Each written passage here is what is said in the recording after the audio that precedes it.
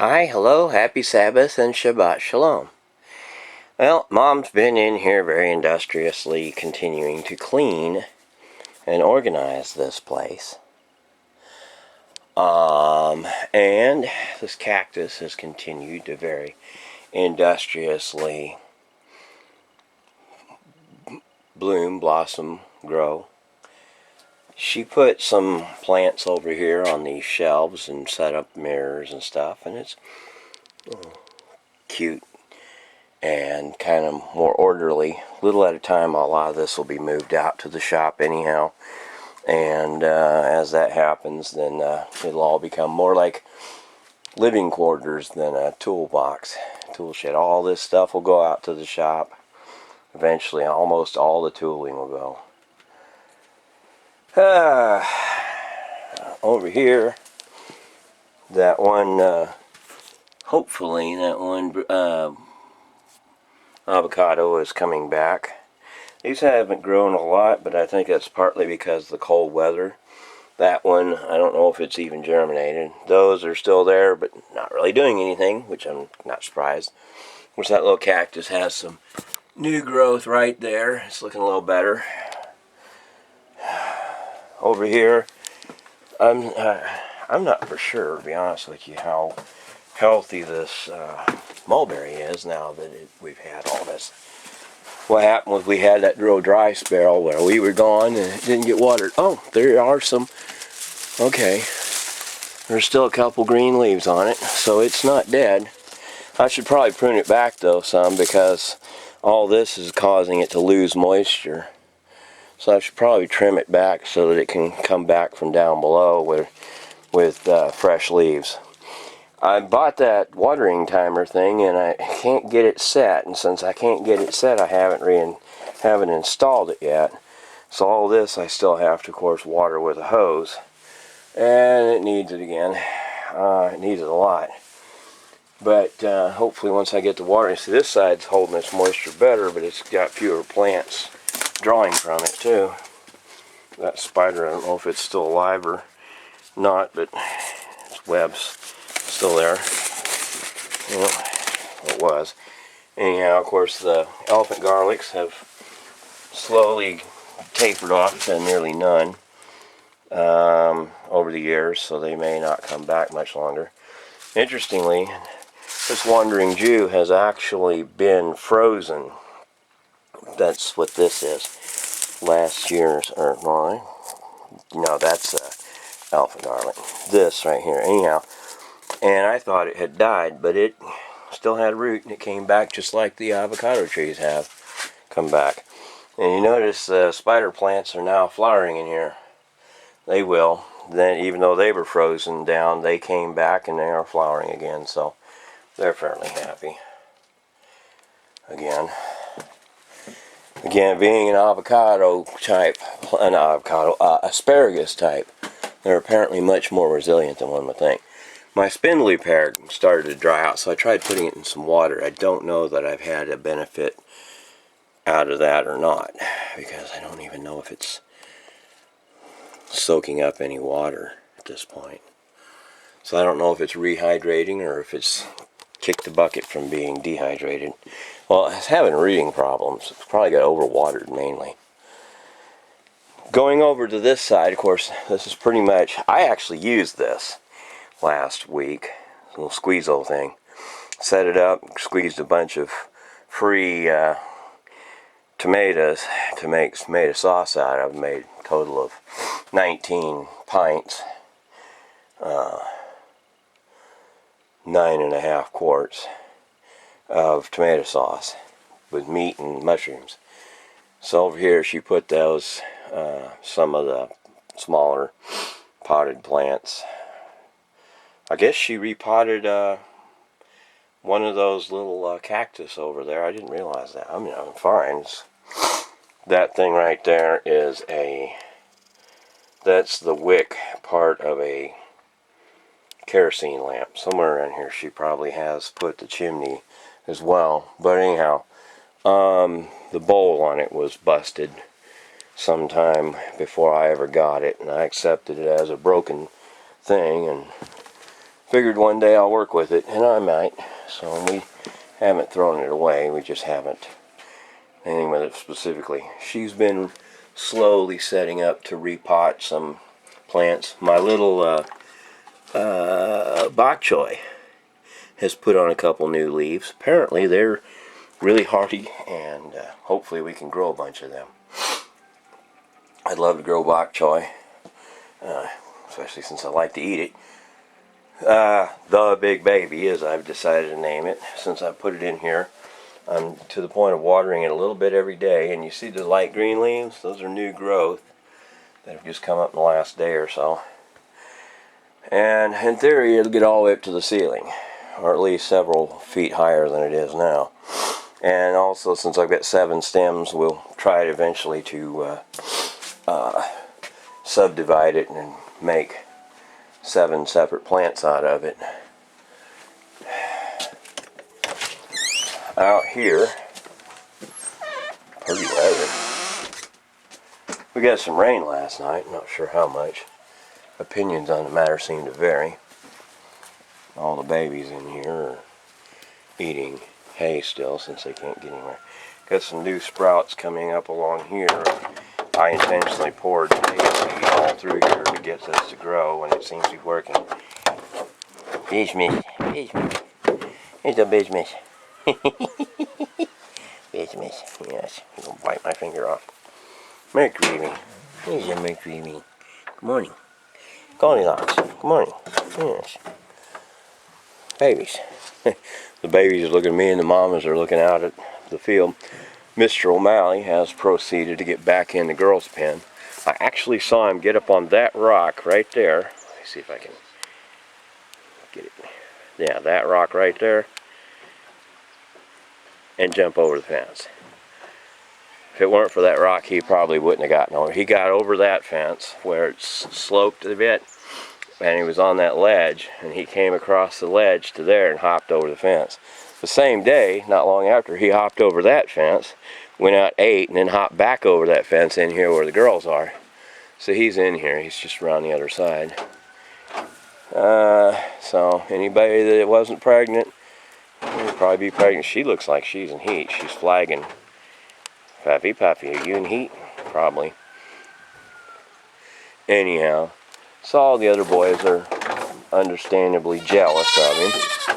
Yeah, that's what you crying about. Mercury, what you doing? He's a Mercury. He's a baby. Yes. Business is what you doing. Trying to eat my fingers.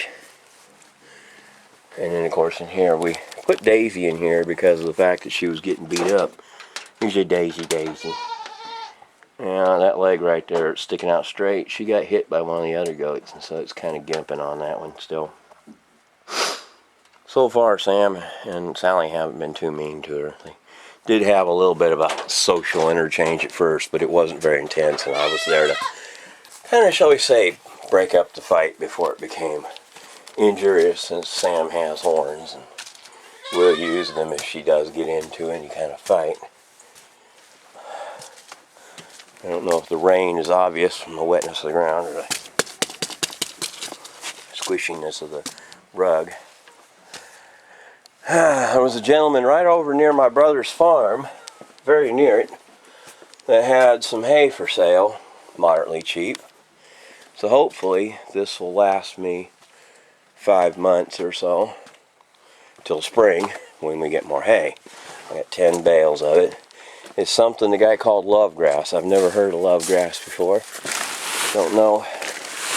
This tarp obviously didn't help very much, because it got pulled loose. Must have been some strong winds. Well, there was enough rain that the road kind of got some run. So it must have been over an inch. Hopefully that'll make the fields grow up and green up. So yeah, I've got 10 bales of hay, and hopefully enough of it will be good all the way till spring, that over the next 5 months I'll have hay without having to go hunt for some more. And then next time I'll make it a point of buying fresh hay from the guy if he's still got it, especially at the price he's offering. If he's got fresh hay that's not been out in the water and rain, then it'll be better. As it is, some of them don't really like it that much, and they're not eating it as fast.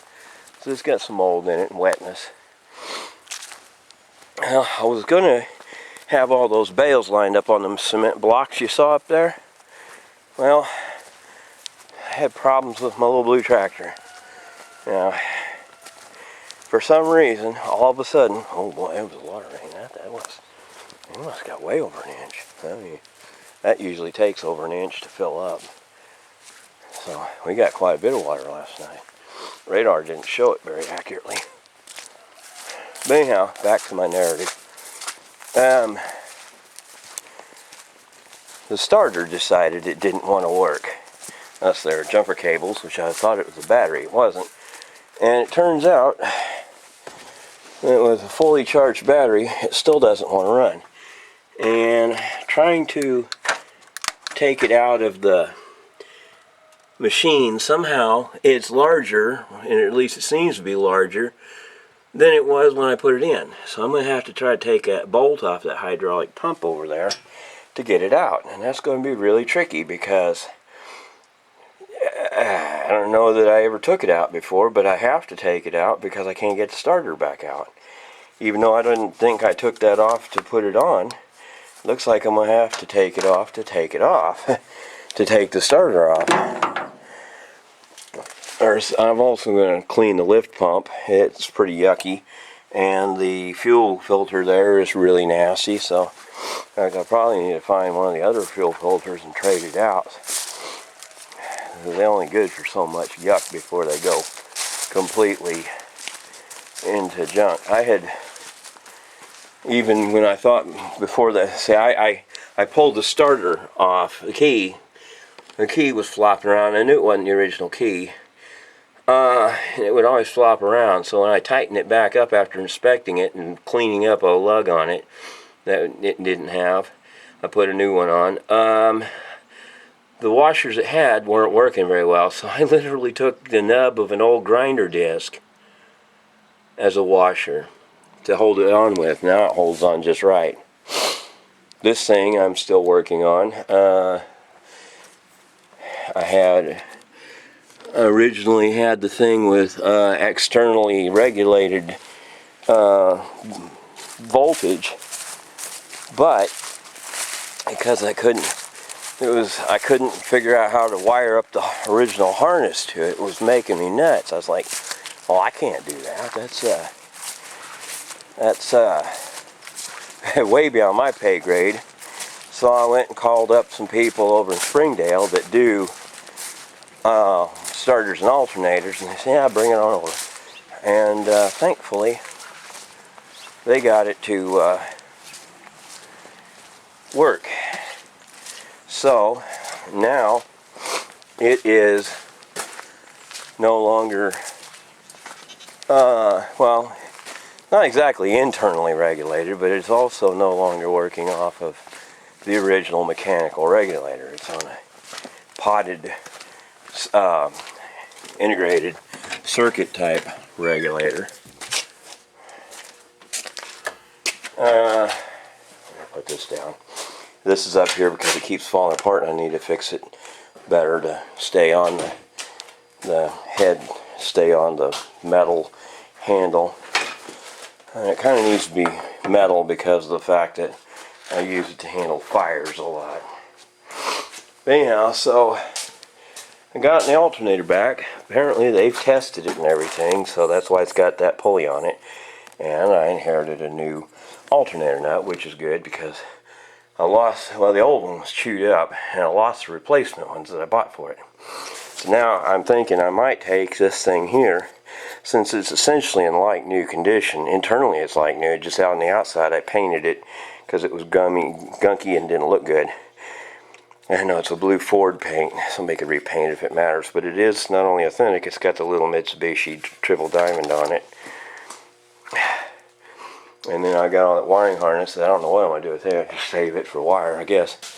But so I need to go ahead and finish the pulley there. And since I realized, finally, I knew my brother had an indexer. I thought he had taken it over to the other place. Well, he hadn't. It's just down in here. And it's just that blurry blob right there with the little hand crank looking thing on the side of it. And it's a little rotary indexer that I could use to mill the... I'd have had that done a long time ago if I had realized that was there. Somehow I didn't realize it was there. But now that I know it's there, I can chuck the pulley up in that indexer, mount it here on the Bridgeport, and cut the clearances that I need for the shaft on that. My driver's side mirror on Big Red needs to be repaired now. And I had this for a long time and didn't know what I'd ever use it for, but now I do. I'm going to use that mirror to replace that mirror. Because, well, I was working on the blue tractor and I got, well, distracted. And as a result of that, I came over here. I knew it was going to rain pretty soon, so I needed to come in here and try to get power to the battery where it was before it got rainy and slick. So I came over here and did that, and in the process I wasn't watching very carefully, and I cut thankfully only the mirror hit it in a way, but I guess the tire might have hit right there, I'm not sure. Anyhow, the mirror came along here and caught hold of the roofing and ripped up my otherwise pristine roofing material. Not that it keeps me, it's not going to be a big problem, but so, and I got to clean up the glass and everything, but so I backed over there and went over there and then backed up and came back out here, but so I've got to put the mirror back on. The mirror frame itself does not seem to be hurt. Pretty tough stuff. But I do now need to get some rib nuts because I now have a hole in the door. It almost looks like the exit wound from a gunshot, because over here where the mirror used to live, this is where it was bolted through the door, and well, as you can see, it's ripped out. So I have to flatten that all very carefully with hammer and dolly best I can, and then put a rib nut in here. Probably won't do that here because this goes all the way through.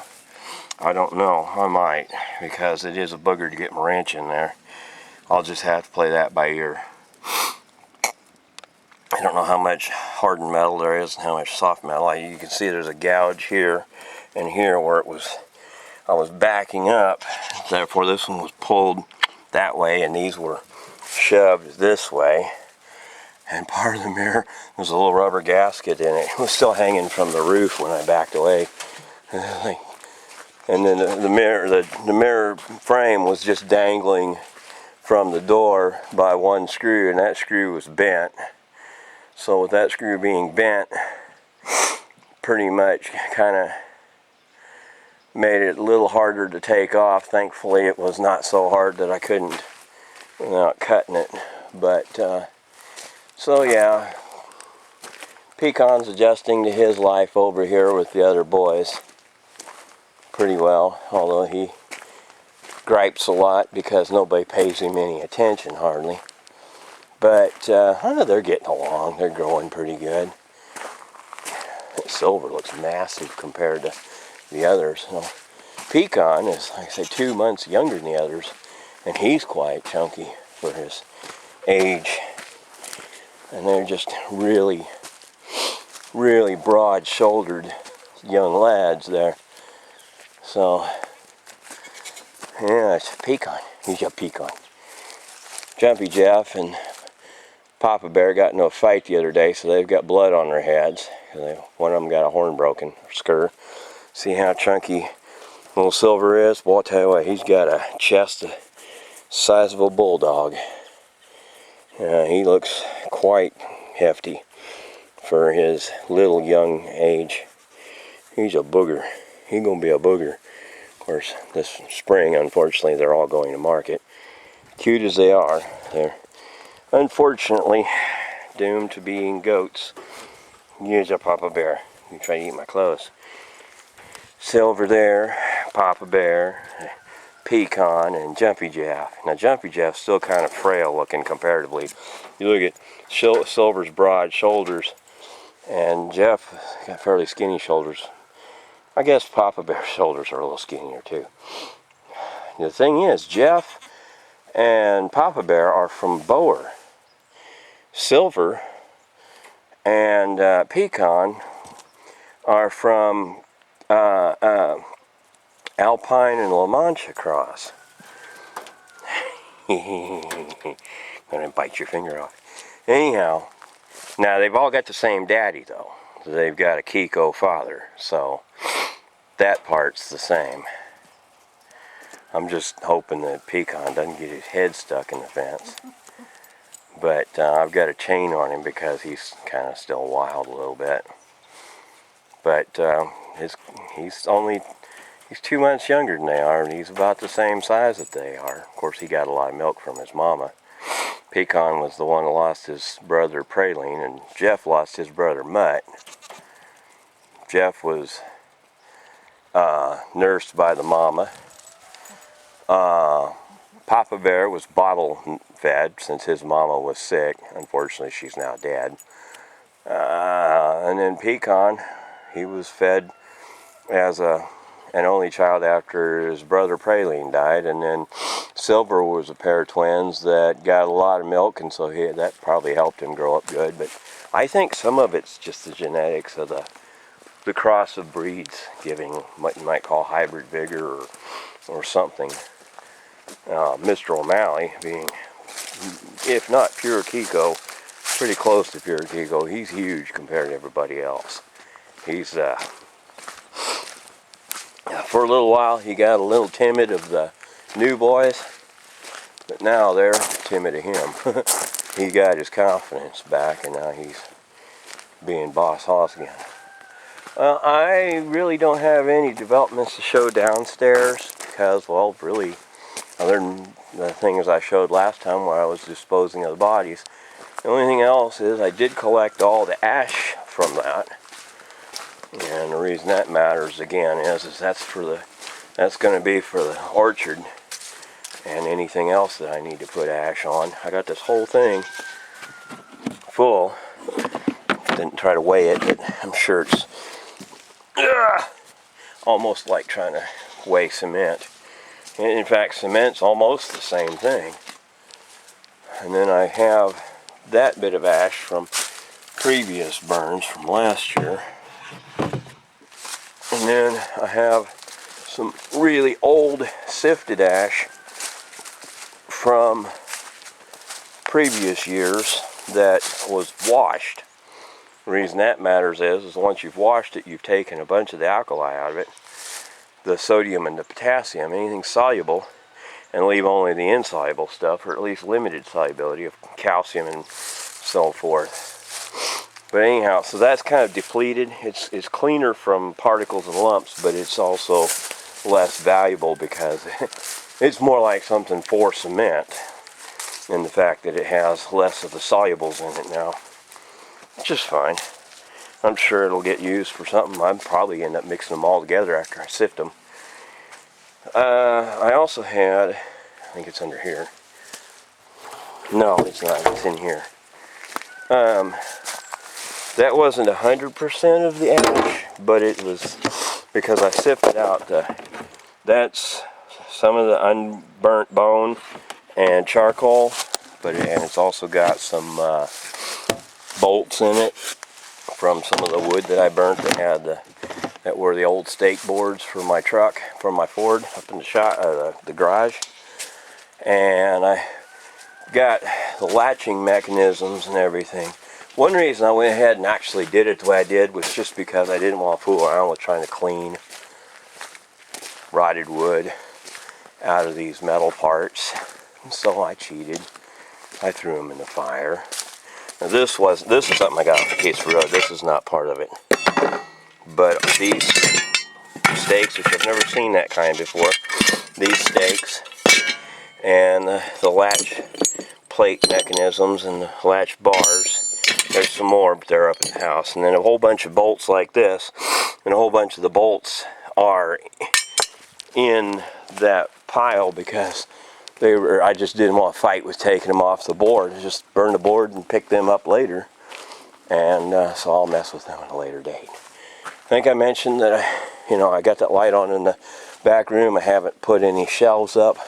Hopefully that'll get going soon. But of course right now my number one thing is get the little tractor running and get over there and get the hay properly stacked so it's fully covered and protected from the rain, so it doesn't keep rotting. No. Oh yeah. I put this new ignition coil on that I bought from the store, and it doesn't work. I don't know why. It may just be I'm not turning it fast enough, so hopefully when I get this put on it, maybe it'll start fast enough to give me spark. We'll find out. But that won't be today. Well, that's pretty much the most of all that has happened in the past week. I can't think of anything else of any significance. So I will end it here and again say Shabbat Shalom and hope to see you all next Sabbath.